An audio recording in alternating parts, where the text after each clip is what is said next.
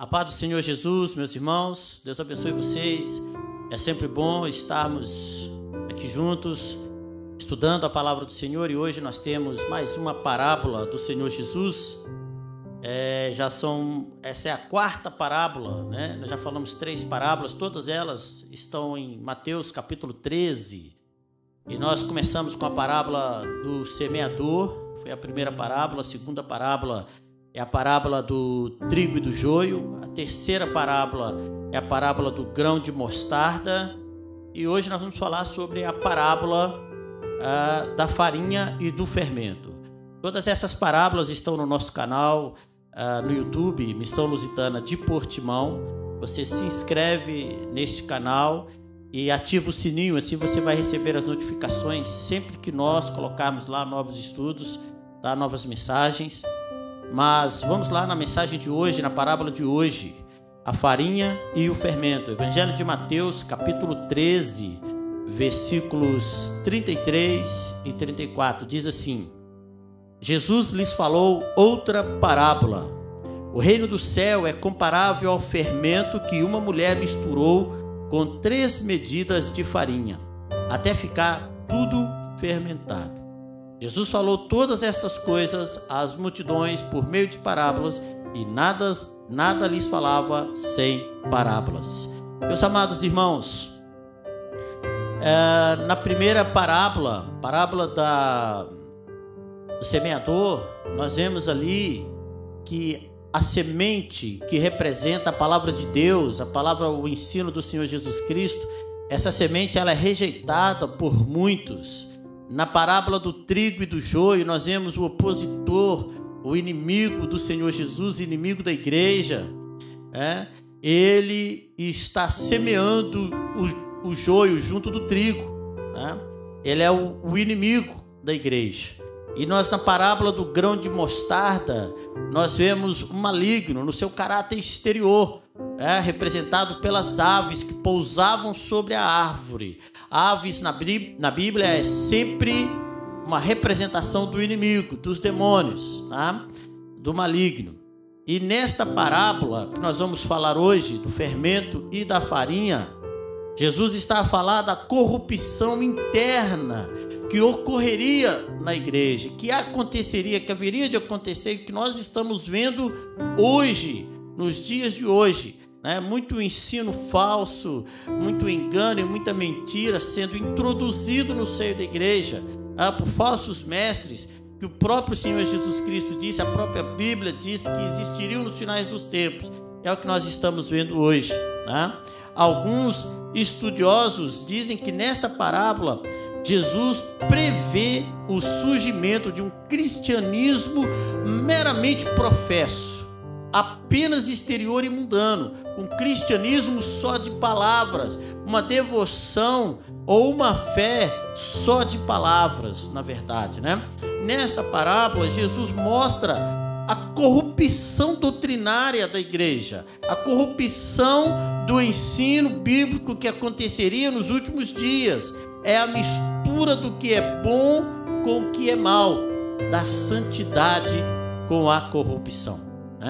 Os personagens dessa parábola, primeiramente a farinha, representa o alimento do povo de Deus, ou seja, os ensinamentos de Jesus Cristo para a igreja, ou mesmo o próprio povo de Deus. A farinha pode representar tanto o alimento do povo de Deus, aquilo que o povo se alimenta, como pode representar o próprio povo de Deus, a própria igreja. O fermento é a doutrina maligna, São as heresias e são os enganos. O fermento na Bíblia é sempre uma representação de engano, de doutrina maligna, da falsa religiosidade. E a mulher aqui nessa parábola, que é o outro personagem, ela representa o próprio maligno. Então vamos falar sobre cada personagem. Vamos falar primeiramente do fermento. Na Bíblia, o fermento é sempre uma figura do maligno, como nós dissemos, E é interessante observarmos que no Evangelho de Lucas, o evangelista Lucas diz que o fermento foi escondido na farinha. Isto fala da sutileza com que Satanás introduz o mal, fala da forma tão sutil. com que Satanás introduz os seus ensinamentos, o seu engano, a falsa doutrina, uma forma tão sutil, quase que não é percebida por muitos, tá? É interessante também nós notarmos que em Êxodo, capítulo 15, quando Israel estava ainda no Egito, Deus ordenou que não comessem o pão com fermento. E Deus diz que toda alma que comesse o pão com fermento seria cortada de Israel. Bom, isso significa, isso quer dizer que para fazer parte realmente do povo de Deus, tem que ser puro, sem mistura, né? Tem que ser sem contaminação com o mundo e com seus enganos. A Bíblia diz que Jesus nos tirou do mundo não para nos contaminarmos novamente com o mundo. E Êxodo está falando sobre isso, fazer parte do povo de Deus. Para fazer parte do povo de Deus, tinha que ser sem a corrupção do mundo, sem o engano do mundo. E em Êxodo, capítulo 34, versículo 25, Deus ordena que não se ofereçam sacrifício com pão levedado. Ou seja, significa que Deus só aceita a adoração, porque sacrifício está falando aqui da adoração a Deus, tá? Deus só aceita a adoração pura, sincera, que vem de um coração puro e sincero diante de Deus. Por isso a ordem de Deus a Moisés que não se oferecessem sacrifício com pão levedado. Aí o Senhor Jesus fala para aquela mulher samaritana à beira do poço de Jacó que o Pai procura os verdadeiros adoradores, que são aqueles que adoram em espírito e em verdade. Então a adoração genuína, a adoração pura, de que vem de um coração puro, de um coração sincero. A Bíblia diz que o Pai está à procura desses adoradores, né? Toda essa proibição ao fermento, meus amados, se dá pelo fato de que o fermento representa corrupção. É por isso que Jesus disse, um pouco de fermento corrompe toda a massa. A corrupção, a adulteração da forma original, a forma que Deus espera, a forma que Deus criou. Corrupção significa a prostituição, a adulteração daquilo que é original, tá? Na verdade, amados irmãos, a primeira vez que o pão sem fermento aparece na Bíblia foi quando Ló ofereceu um banquete aos anjos que foram à sua casa para o livrar da destruição de Sodoma. Isso está em Gênesis capítulo 19, versículo 3. A Bíblia diz que Ló preparou um banquete com pão sem fermento para oferecer àqueles anjos que foram para livrar. É muito interessante isso, tá? Porque embora Sodoma e Gomorra estivessem completamente contaminadas a ponto de serem destruídas pelo Senhor, né? O Senhor se aborreceu de tal forma, de tão grande era o pecado dessas duas cidades, que Deus destrói essas cidades, mas Deus ordena os anjos que vão à casa de Ló para salvar Ló. E Ló, quando faz o banquete, ele oferece aos anjos um alimento sem mistura, sem contaminação. Os anjos, ou seja, os anjos entraram em Sodoma e Gomorra, mas não se contaminaram com ela. Pode falar, né? Pode estar a falar que eu e você, nós, a igreja, estamos no mundo sem se contaminar com o mundo. Podemos estar nesse mundo, podemos viver nesse mundo sem se contaminar com esse mundo. Pão sem fermento, o pão que não era levedado, né? O Evangelho de Mateus, capítulo 16, versículo 6, Jesus alertou contra o fermento dos fariseus e saduceus. E no Evangelho de Marcos, capítulo 8, versículo 15, Jesus vai alertar contra o fermento de Herodes. Vamos ver o que representa cada tipo de fermento, vamos dizer assim, né? O fermento dos fariseus. O que é o fermento dos fariseus? O fermento dos fariseus era aquela formalidade hipócrita dos fariseus, ou seja, uma falsa religiosidade, uma cegueira religiosa. Os fariseus foram chamados por Jesus de hipócritas, de falsos. E no Evangelho de Mateus, capítulo 15, versículos 7 a 9, Jesus diz a respeito dos fariseus e escribas. Ele diz: hipócritas, bem profetizou Isaías a vosso respeito, dizendo: este povo se aproxima de mim com sua boca e me honra com os seus lábios, mas o seu coração está longe de mim. Mas em vão me adoram, ensinando doutrinas que são preceitos dos homens. Jesus está falando contra os fariseus, contra os escribas, chamando eles de hipócritas. E o fermento do fariseu é exatamente isso, a falsa religiosidade, né? É aquele que prega o que não vive, é aquele que ensina, mas não pratica. E Jesus alertou contra os fariseus a respeito disso, contra aqueles sacerdotes e os escribas daquela época, porque eles criavam muitas leis, muitos costumes, colocavam um fardo pesado sobre as pessoas, e Jesus diz que eles mesmos, né, não moviam aqueles fardos nem com um dedo, né, embora colocassem fardo pesado sobre aquelas pessoas. Esse é o fermento dos fariseus, a falsa religiosidade. Tá?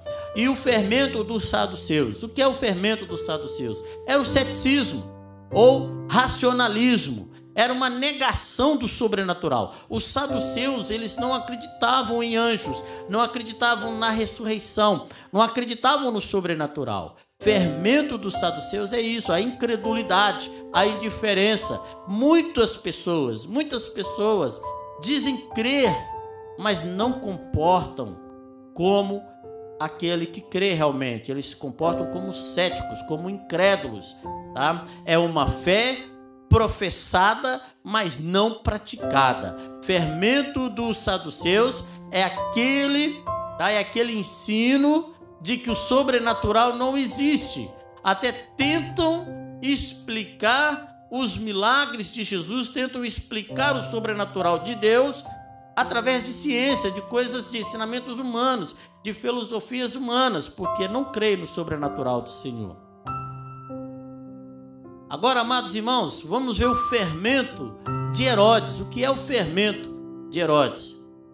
O fermento de Herodes era o secularismo, era a tolerância às cobiças mundanas deste século. O fermento de Herodes consistia em poder e grandeza, baseado na possessão de coisas materiais. Tá? Era a ganância pelas coisas materiais.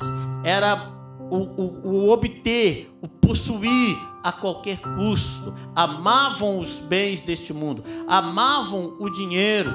Tá? É quando aquele que se diz entregar a sua vida a Cristo, mas ainda põe as coisas materiais, ou seja, os seus bens, em primeiro lugar. Amam mais ao dinheiro, amam mais aos bens deste mundo do que ao Senhor. Foi o que aconteceu com aquele jovem rico quando foi procurar o Senhor Jesus, perguntando o que era preciso fazer para entrar no reino dos céus. Bom, concluindo a história, passando à frente essa história, nós vemos que quando Jesus fala para aquele jovem, né, muito rico, vai, vende tudo que tem, dá aos pobres e segue-me, aquele jovem ficou triste. Por quê? Porque possuía muitos bens. Os seus bens, o seu dinheiro estava em primeiro lugar e não o Senhor.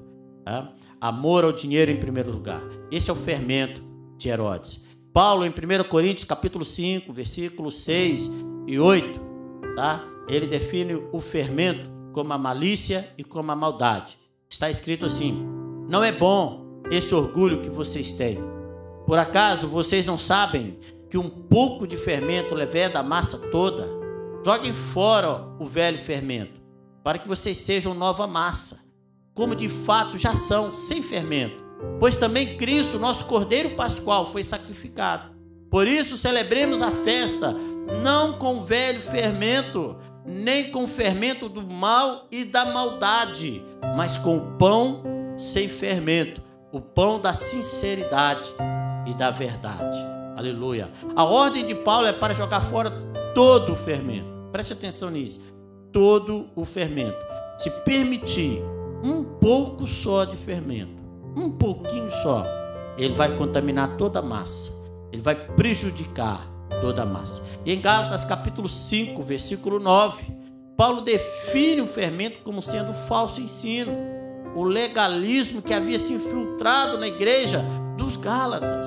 Esses falsos mestres, através do fermento, estavam a causar sérios danos à igreja da Galácia.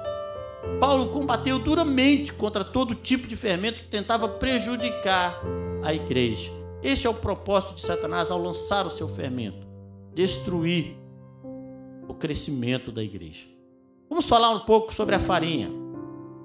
É importante também dizer, antes de tudo, que Jesus é a semente do trigo. Evangelho de João, capítulo 12.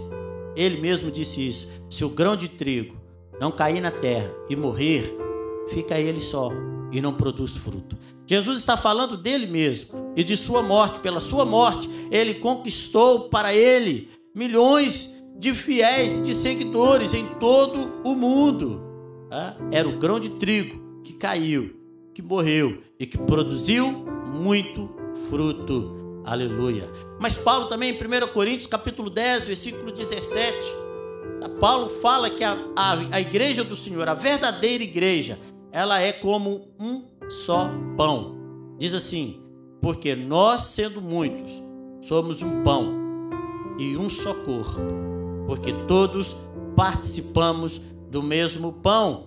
Este pão é Jesus e nós somos um só pão, porque nós estamos em Jesus. Portanto, a farinha pode representar também a igreja, como pode representar o ensinamento de Cristo, tá?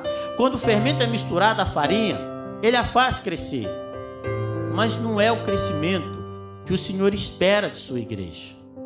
A massa que agora cresce está contaminada e corrompida pelo fermento. Isto representa a igreja inchada pelo pecado. É importante dizer que o crescimento numérico da igreja não representa propriamente o aumento do número de salvos. Não se justifica permitir ensinamentos de homens, doutrinas de homens, filosofias de homens dentro da igreja para justificar o aumento numérico da igreja. Não se pode permitir isso, porque isso é inchaço, não é crescimento. O que importa a Deus, o que Deus deseja realmente, são vidas sendo verdadeiramente salvas e não o número de uma congregação. Isso é que importa para o Senhor. Vamos falar um pouquinho sobre esta mulher, a mulher que misturou o fermento, que escondeu o fermento na farinha. Em Apocalipse capítulo 2, 20, na sua carta, a carta de Cristo à igreja de Esmirna, ao anjo que está em Esmirna, Cristo exorta ao anjo da igreja por ter permitido que a mulher chamada Jezabel introduzisse na igreja os seus ensinamentos. Apocalipse 2, 20 diz assim: mas algumas poucas coisas tenho contra ti, que deixaste Jezabel, mulher que se diz profetiza, ensinar e enganar os meus servos para que forniquem e comam dos sacrifícios da idolatria. Jezabel, uma mulher do Antigo Testamento, rainha de Israel, esposa do rei Acabe, ela levou o povo ao pecado. Essa mulher representa o maligno. E ela também em Esmirna, claro, não é a mesma Jezabel, mas é o mesmo espírito. O espírito de Jezabel, o espírito do engano, o espírito da prostituição espiritual, a falsa profetisa, né? Ou seja, o falso ensino que é introduzido na igreja e que faz com que muitos se contaminem com o pecado deste mundo. O espírito de Jezabel é o espírito de engano e de sedução. Através de seus falsos ensinos, que são atraentes aos mais desapercebidos, muitos são levados ao pecado e à condenação. Na parábola, a mulher dividiu a farinha em 3 partes. Alguns estudiosos acreditam que isso pode representar o mundo antigo, o mundo oriundo dos 3 filhos de Noé, né, que repovoaram a terra. Isso significa que o fermento de Satanás que contamina toda a humanidade.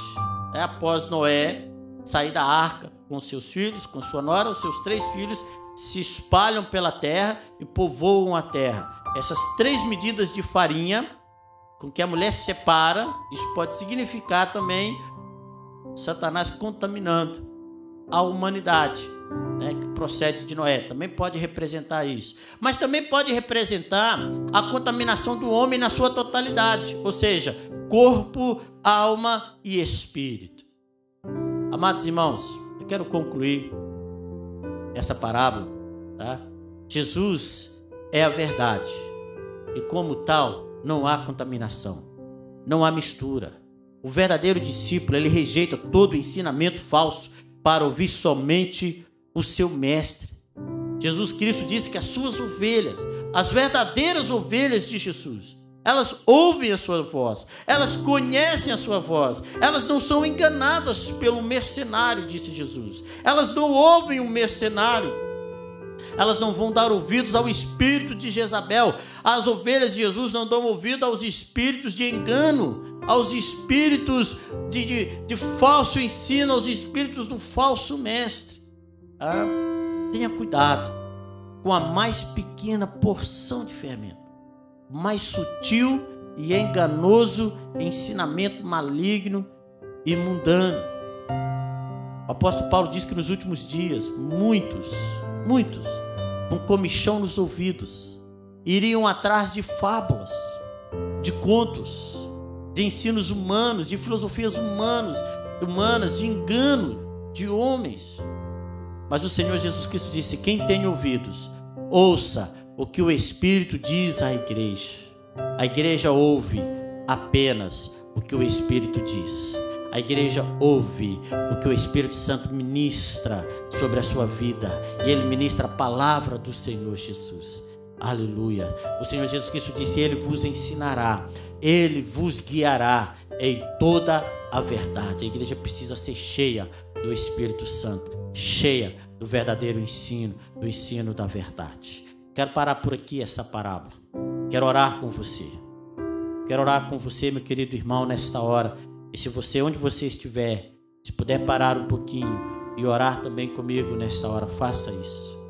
Vamos orar. Senhor, em nome de Jesus, eu quero nessa hora, Senhor, orar, primeiramente agradecendo o Senhor, porque nos deste alimento puro, saudável, alimento para a vida eterna. O Senhor Jesus é o próprio pão que desceu do céu, é o nosso alimento, aleluias, para a vida eterna. Obrigado, Senhor, porque nos tiraste do engano de Satanás, nos tiraste da mentira, não permitiste, Senhor, que morrêssemos na mentira e no engano de Satanás, que afundássemos, ó Deus querido, nos enganos, nos falsos ensinos de Satanás. Eu peço ao Senhor que nos livre, Espírito Santo, nos livre de todo espírito de engano, de todo ensino, de toda heresia, de toda falsidade com que Satanás tem enganado a muitos nestes últimos dias. E nos dá, Senhor, ouvidos espirituais para ouvir somente o que o Espírito Santo diz à igreja, para ouvir somente o que o Espírito Santo tem para falar conosco,